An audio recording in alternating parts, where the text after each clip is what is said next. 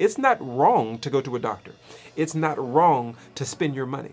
It's not wrong to go to friends, but it's wrong to depend on them for your ultimate healing of your life and ignore God in doing it and then be frustrated at God that your situation hadn't changed.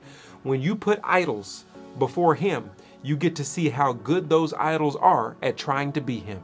And you'll recognize every time they're not Him. Listen, I know what it is to be desperate, to be in a situation where you are having a profuse loss. Things continue to spiral out of control. Whether it's your marriage, whether it's a relationship, whether it's a habit or an addiction or your finances, there is something in your life that is spiraling out of control and you can't stop the hemorrhaging. And that's why I want to take you to Mark chapter 5, starting at verse 25, because you know this story. Some of you may not, but a lot of you might know this story of the woman with the blood issue. She was hemorrhaging. And it says that she was hemorrhaging in verse 25 for 12 years. A lot of us are having a profuse loss. That's what a hemorrhage is. It may be from a menstrual issue that she had or something of that nature where she is bleeding continuously and it's not stopping. It says that she was hemorrhaging for 12 years of bleeding out. And if the truth be told, some of us have been hemorrhaging. You've been hemorrhaging for a long time, maybe a couple years, maybe 5 years, maybe a decade, where this certain scenario in your life, whether it's your marriage or your finances or your career or your loneliness or your depression or your anxiety or whatever it is in your life, you're continuing to have this issue and you're hemorrhaging and you've tried everything. I want you to notice that this lady who was hemorrhaging in Mark chapter 5:25 tried everything. In verse 26, it says, and had endured much at the hands of many physicians and spent all that she had and was not helped at all, but had rather grown worse. Don't you hate that? That this lady and you and me are in scenarios where you're going for help.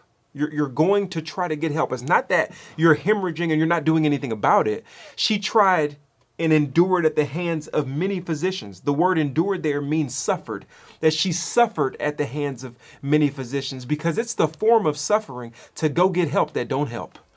And many of us are going to get help and it's not helping. You're going to get counseling, but you don't feel counseled. You're going to your advisor, but the advice that you're getting is not working. Things are not changing in your hemorrhage situation and you're continuing to hemorrhage.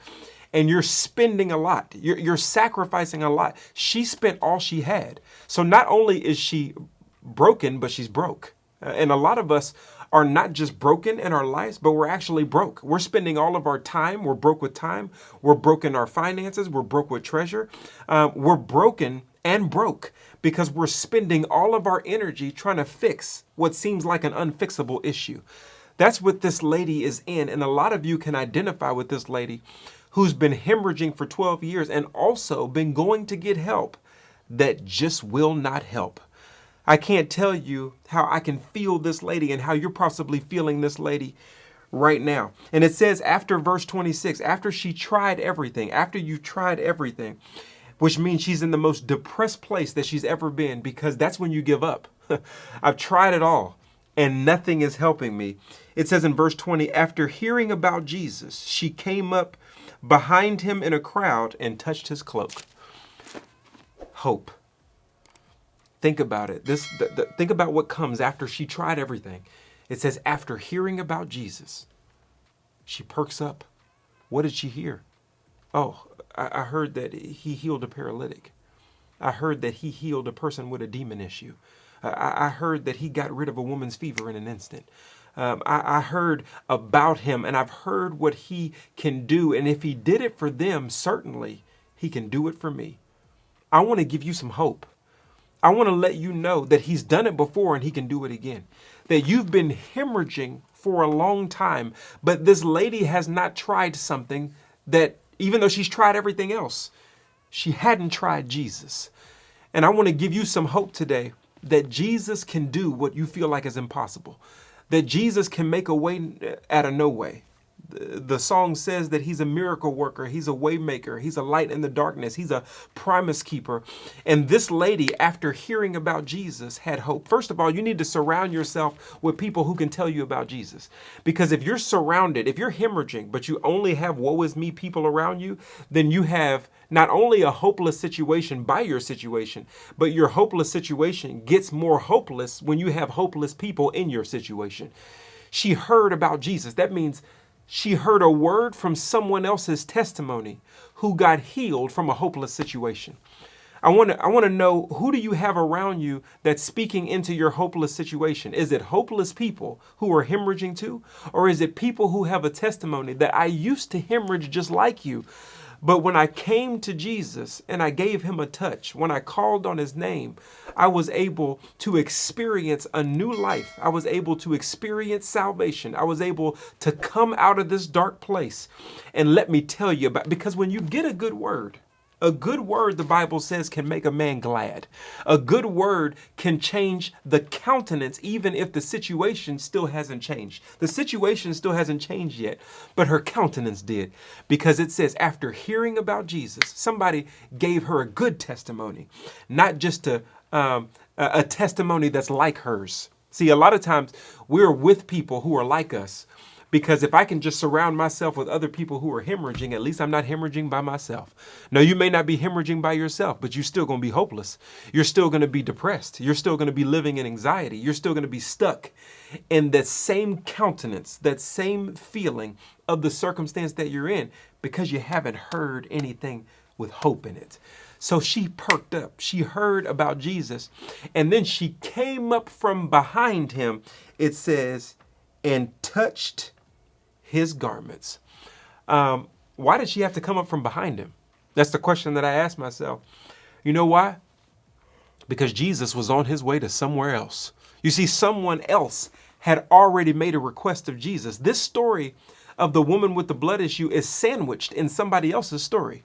If you look above verse 25, in verse 22, it says, one of the synagogue officials named Jairus came up, and seeing him fell at his feet and implored him, verse 23, earnestly saying, my little daughter is at the point of death. Please come and lay your hands on her so that she will get well and live. So someone had already came to Jesus. Jesus was on his way to somewhere else. And this lady with the blood issue said, I will not, after what I've heard, I will not let Jesus pass me by. Listen to me. Do you know that Jesus will pass you by? What? Jesus was on his way to somewhere else. And this lady, after hearing the good news, said, oh no, I'm not going to let you pass me by. What was Jesus doing? Jesus was responding to the faith of Jairus about Jairus' daughter. Jesus was walking and responding to Jairus' faith. So he's going to the person who has faith until he's stopped by another person of faith. Let me tell you what I'm saying. The gospel will pass you by unless your faith stops it. If your faith doesn't stop it, it's going to go to whoever has faith. Jesus didn't stop until someone who had faith touched him. You need to know that the gospel will pass you by. Why didn't Jesus save everybody? Because everybody doesn't call on him. Everybody doesn't place faith in him. Everybody doesn't claim to need him. Everybody thinks they can get the hemorrhage done by their money. They can get the hemorrhage done by the physician. They can take care of the... See, notice, she had tried everything. Most people are still in the phase where they're trying everything else. And they're skipping Jesus, so Jesus is skipping you. He's on his way to the people who are calling on him, not the people who can handle it on their own. That's why she had to come up from behind him. And I'm saying today that some of us need to come up from behind Jesus.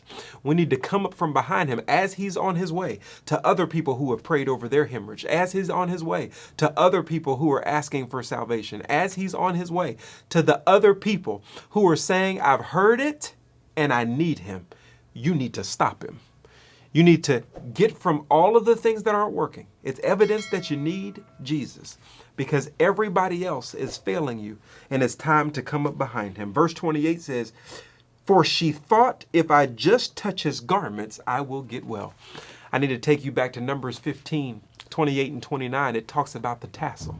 The tassel was at the bottom of the garments, and it was a reminder. The tassel was a reminder of the commandments of God. That when you have the tassel was representative of the commandment of God, and do not play the harlot with his commandments. That's what the tassel represented. You can go look that up in Numbers 15, 28 and 29. Those tassels. Well, she touched the edge of his garment. There were tassels that Jesus had. He was at the bottom of his garment that were scraping the ground. That lets me know a couple of things. Number one, she was low.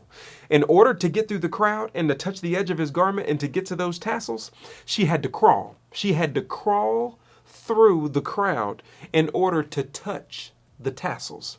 Many of us are not willing to crawl. And that's why you're still hemorrhaging. You're not willing to get low. You're not willing to say, I need Jesus, and humble yourself before a holy God so that you can be in position to experience your healing. So I know she went low because the tassels are at the bottom. But the other thing is that in her humility, she's saying, I'm going to commit myself to the commandments of God. I'm going to commit myself to what he's asking me and calling me to do. I'm going to commit myself to touching, to living out what the tassels represent. I'm committing myself to Jesus. In that moment, she had made a commitment to Jesus because she touched the tassels. The question is, are you making a commitment to Jesus? Are you saying that I know that I'm hemorrhaging, but I'm going to humble myself and commit myself to him? Watch this. And no longer play the harlot. That was part of Numbers 15, 28 and 29. No longer substitute him for all of those other idols that you believe that can stop your hemorrhage. See, right now we've been playing the harlot. We've been substituting God for other things that we believe that can help us. It's not wrong to go to a doctor. It's not wrong to spend your money. It's not wrong to go to friends, but it's wrong to depend on them for your ultimate healing of your life and ignore God in doing it and then be frustrated at God that your situation hadn't changed. When you put idols before him, you get to see how good those idols are at trying to be him. And you'll recognize every time they're not him. And so this lady said, if I just touch his tassels, I will get well. And then it says, I'll close with this. It says, immediately the flow of her blood was dried up, and she felt in her body that she was healed from her affliction. Immediately. There is a doctrine in the Bible called suddenly, that God can act suddenly on behalf of his people. But God didn't cleanse her of her affliction. Jesus didn't stop the blood flow until she responded to the hope, until she responded to what she heard, until she was willing to humble herself and make her way to the tassels. And it says immediately, Jesus recognizing that the power had left him. So did the faith save her, or did his power save her? Power left him and she was healed. Her faith got her to Jesus, but it's Jesus who made her well. Don't let anybody tell you it's your faith that is the power that makes Jesus forgive you, or makes Jesus heal you, or makes Jesus do anything. Your faith positions you, but it's the power of Jesus that actually heals you. And so have faith in him. I hope this gives you hope and who to place your hope in. Be around the right people who can make sure they're giving you testimonies to perk you up and to stimulate you to crawl, to touch the tassels so that you can get well. No matter how long you've been bleeding, Jesus can change that thing immediately. It's time to be desperate. If you're desperate, dare to be desperate. This lady was desperate. You and I were desperate. It's time to be desperate for Jesus. Let's go get him. Listen, be steadfast, unmovable, always abound in the work of the Lord, and share this video. Like, share, subscribe. It will not go in vain. This is something that people need to hear because we need hope in this world, and Jesus is the ultimate hope. Leave a comment. Can't wait to learn from you as well. Let's go.